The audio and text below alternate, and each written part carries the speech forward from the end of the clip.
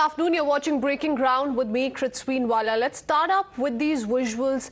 Powerful visuals coming in from across Ukraine. Despite worldwide condemnation, Russia is not ready to back down. Fresh missile attack was reported in the Ukrainian city Zaporizhzhia overnight. Now, the United Nations, remember, interestingly, has also taken strong note of Russia's offensive and has condemned these strikes. In fact, UNG has rejected Russia's call to hold secret ballot later this week on whether to condemn Moscow's move to annex 4 particularly occupied regions in Ukraine.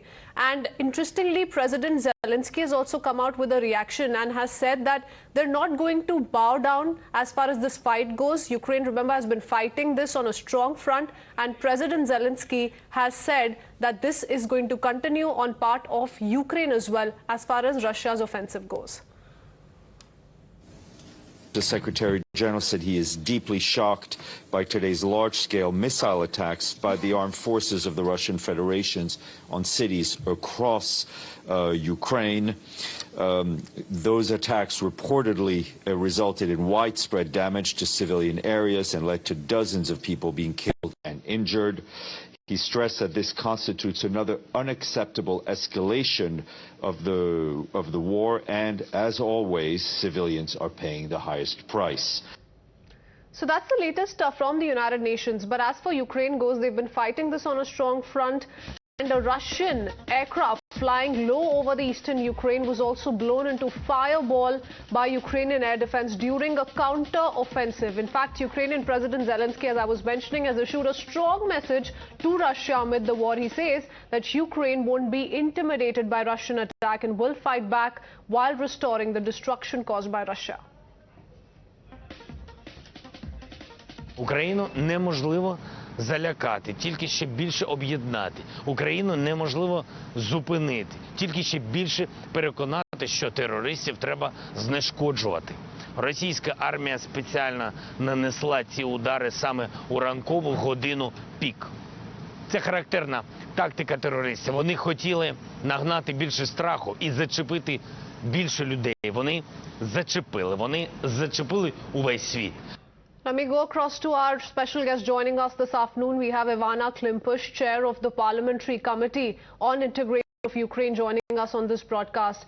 Ivana, thank you for taking out your time. Now, how do you see the latest developments coming in from Ukraine? Because, you know, there seems to be a renewed push to trigger unrest, trigger this kind of backlash that essentially Ukraine has been talking of by going ahead with these missile attacks. Yesterday it was, several parts of Kyiv and elsewhere. Late last night it was Zaporizhzhia. What can you tell us about the latest situation to begin with? Well, thank you for having me on your show. Unfortunately, since this early morning, we have the air raid alert ongoing in the whole country. And unfortunately, the rockets are being fired and continuously being fired on different Ukrainian parts of Ukrainian territory in different regions.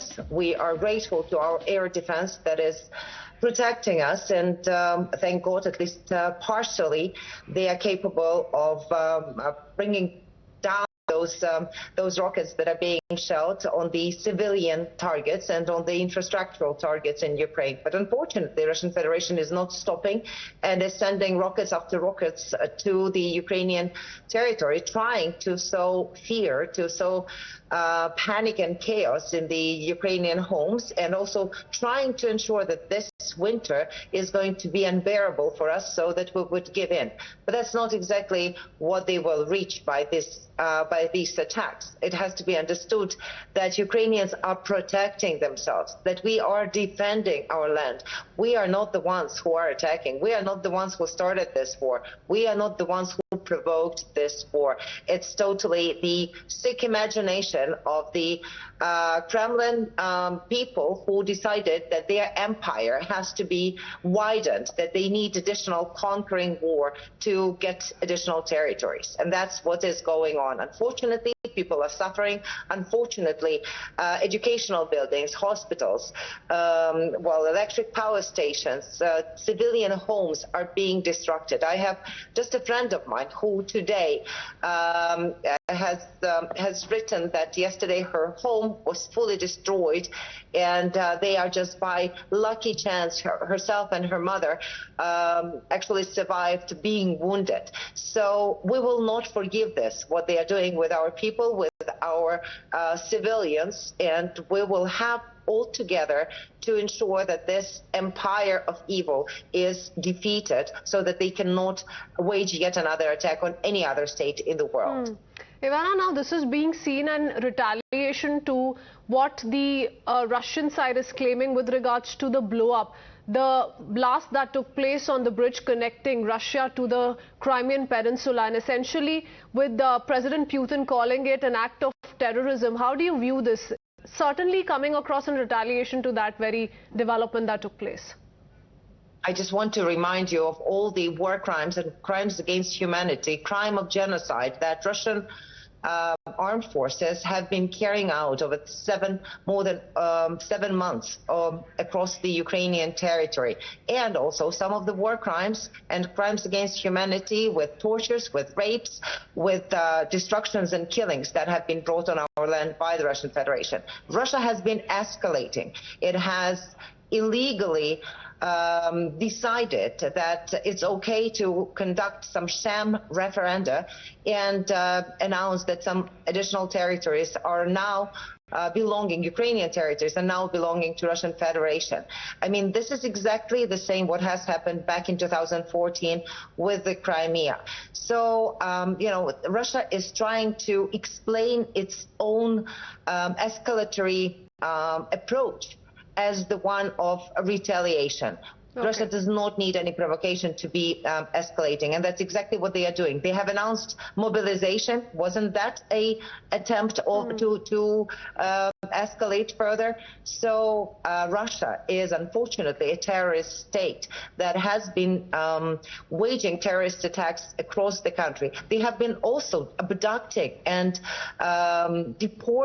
forcefully deporting people from the occupied territories, forcefully deporting hundreds of thousands of children to the Russian Federation without their parents, and putting them in the Russian families without consent of the Ukrainian parents, and killing their parents and so on. So, I mean, Russia has to be isolated from all the international organizations and stop being allowed to turn everything upside down and to accuse the victim of attacking as opposed to a victim that is protecting itself. And I want to also remind everyone, the Kerch Bridge was illegally built because Russia has illegally annexed territory of Ukraine by announcing Crimea its own territory. No, I particularly asked you this because that's what is being claimed by Moscow, and that's what President Putin also said while warning Ukraine of any such counter-offensive. But with regards to what's happening, now this matter came up in the United Nations as well. How do you read into what UNGA has maintained and how it's rejected the secret ballot proposal by Russia?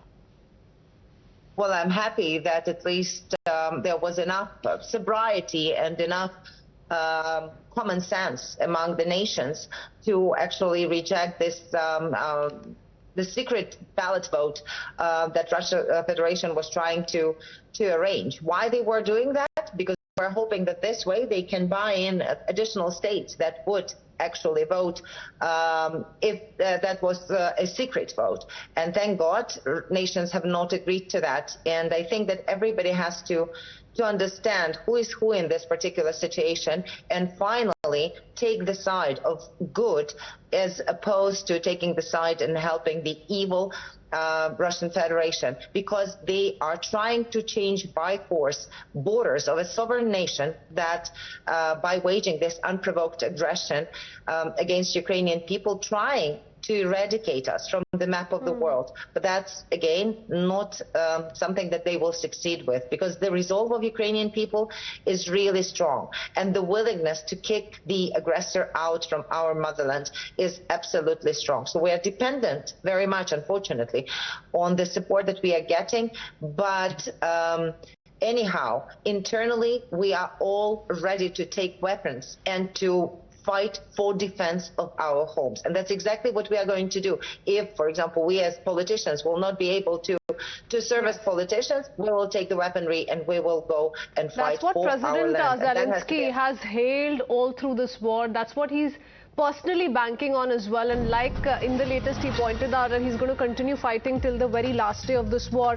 We have another powerful video coming to light. Ivana, stay on with us. This is the visual we're talking about. On October 10th, the girl, Maya, celebrated her birthday in a circle of people hiding from bombings in Kyiv. That's the video. А теперь угощайтесь. Спасибо, Нанка. To you, happy birthday to you. Спасибо. Birthday, happy.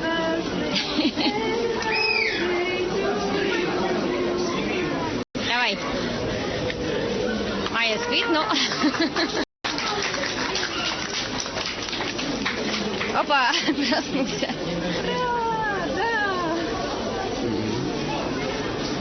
А теперь угощайтесь. Спасибо, Нанка. To you, happy birthday. All right, let me go across to Pratibha, who's going to put that video in perspective for us, and then I'll take in a word from Ivana once again. Yes, Pratibha. That's right, Christine. Very, very, heartwarming visuals that we are seeing on our screens here. The celebrations that are taking place, and this is amidst the bombing that's taking place outside. This is in Kyiv. Remember, over the last several weeks and months now, the people have been suffering. But the glimmer of hope on, how humanity has survived through it all. This is at a metro station. This is a 5-month birthday that's taking place. All of those who are at the shelter coming together to celebrate the 5th-month birthday of the baby, and there's a lot of happiness in their faces, waiting for the celebrations to take place, the cake cutting as well. Absolute normalcy that you're seeing in the visuals here that belies what's happening right outside. This is a bomb shelter. This is at the metro station, and these people are all covering from the bombs, the rockets that have been showering since the last several weeks. They've been hiding here, and this visual that you see is that slight hope, just a few minutes in a day that they're getting to celebrate the day. Very, very important, as it was mentioned in the UN as well, that in this conflict between the two countries, it is the people, the civilians, who are suffering. Absolutely. Very, very powerful visuals coming in amidst the bombings that continue to take place. Let's quickly play out the audio of this clip once again.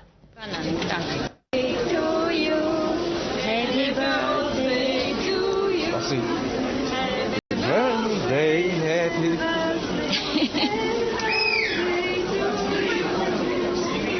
Давай.